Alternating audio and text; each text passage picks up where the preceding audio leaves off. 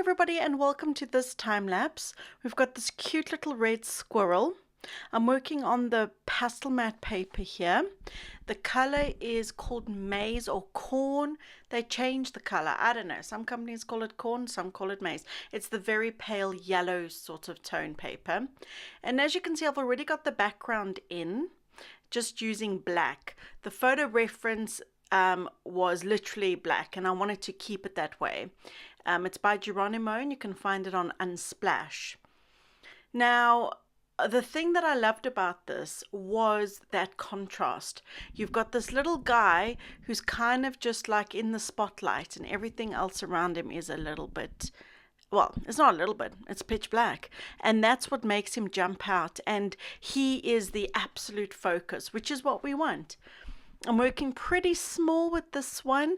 It's only 16 centimeters by 20 centimeters. And like I said, I just went in with black and I actually used a very, very dark, muddy, greeny black from Sennelier. It's called Bronze Green Deep, number 155. So not every area of the background is pitch black. So this little guy, okay. He's for an exhibition, an autumnal exhibition that I've got on at the end of September. And so anyway, when I think of autumn, I think of red squirrels, right? They color, it's just something about it. They just vibe out autumnal vibe. So I thought it would be perfect. I also thought he would take me quite quickly, seeing as I'm working quite small and I'm quite confident with animals. I'm very familiar with them. I've been doing this for quite 4.5 years now, and I've done quite a few furry animals. However, wow, this really surprised me. It was a lot more difficult than I thought, mainly because of the colors. I have a lot of reddy orangey browns in my collection. Unison are a brilliant brand for these sorts of animally browny tones, the reddy browns, orange browns, yellow browns. They're brilliant. But I had to use so many different colors to try and capture the color of his coat. And that really surprised me because I knew I had a lot of red browns. I was like, oh, I can just pull out these, it'll be great. No. Like you can see here, I'm using bright orange from Rembrandt because it wasn't enough. Whatever color I put down wasn't quite right. I needed to either add some more orange, more red, or more brown, or more yellow to try and get the overall color of his fur. So that really surprised me. And I always say this, but when I go into a painting, there's always some aspect of the painting, no matter what it is, whether it's a still life or a landscape or whatever, that surprises me. There's an aspect where I think, oh, I'm going to breathe through this, and then I don't. And there's an aspect where I'm a bit worried about a particular thing, like, you know, catching the light or the lace or something, and that goes really smoothly. It's the funniest thing. Anyway, that's by the by, neither here or there. So you can see I'm using a few pastel pencils to get in those little details around his mouth and around his nose. Also, lots of hard pastels to get nice sharp points so I can really bring out some of that fur texture in him. But yeah, so use a combination: hard pastels, soft pastels, and pastel pencils. So with this, as all my pieces, I'm layering up. So there's just, like I said, there's so many different pastel layers on here. I should also say the brands, I didn't just use Unison. I used Giraud, which you could see I just put down there now. Giraud, Rembrandt, and some Art Spectrum Extra Soft. They got some gorgeous kind of like, I think it's called Australian leaf or Australian, I can't remember now.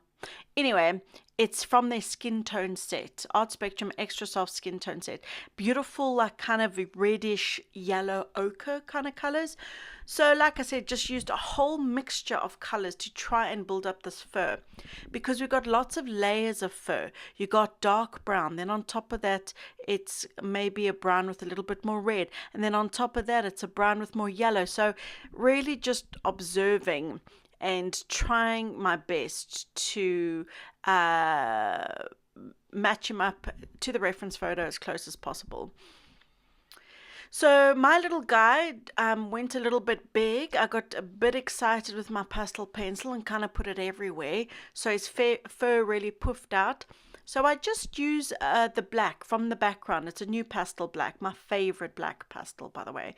It's just not a dead black. It's got these beautiful, I don't want to say glitter particles because it's not glitter, but like mica particles, you know, it's got like a shine without it being shiny. I know that sounds weird, but anyway, if you use new pastel, you know what I'm talking about. Anyway, so I would do a bit of negative painting. So I would bring in some of the background into his fur, just to change the shape. So I've got a better shape. I hope that made sense. That was a bit of a wing-wongy way to say something. Anyway, so the part of this painting which I was worried about when I started was, ooh, those little claws. His little, they're not fingers, his paws. Are they called paws? Yeah, I think so. His paws. So I actually lightened the photograph because in the original you can hardly see. So I lightened the photograph to have a look and see more of what's going on. And that was really helpful. Like you can see in my printout, I can get a pretty good picture of the shape of his paws. And I didn't put in tons of detail with those paws. And they came together quite nicely and quite quickly. So that was the positive part of the painting that surprised me, where I thought, oh, I'm going to struggle a little bit with this part. But I didn't. It came together quite nicely, as I said 5,000 times. But anyway, you can see this on my Patreon. You can also just buy it as a once-off. It's £3 each demo. There's 3 demos, so £9 for the tutorial, or you can sign up for monthly subscription with Patreon. But they've added a new little thing now on Patreon where you can just pay for whatever demo you want to see rather than subscribing for the whole month. So this bark that he's leaning on, again, very little detail. It's very dark with just a few glimmers of light to give the suggestion of wood. But like I said, that's what I loved about this. Everything about it is quite impactful, and he's definitely the center of focus because everything around him is really, really dark. And that's what I loved about this photo, and his cute little cheeky face popping over there. But anyway, this is coming to an end now. But please, if you've enjoyed this, do subscribe, and I'll see you in the next one. Bye for now.